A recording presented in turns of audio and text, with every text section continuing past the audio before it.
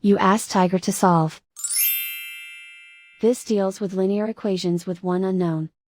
The final result is s equals -11/5. Let's solve it step by step. Group all constants on the right side of the equation.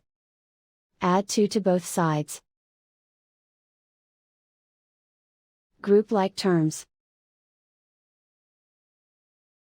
Simplify the arithmetic.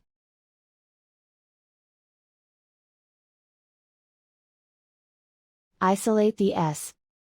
Divide both sides by -5. Cancel out the negatives.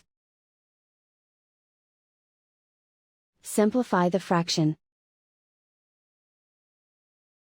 Move the negative sign from the denominator to the numerator. And so the final result is s equals -11/5.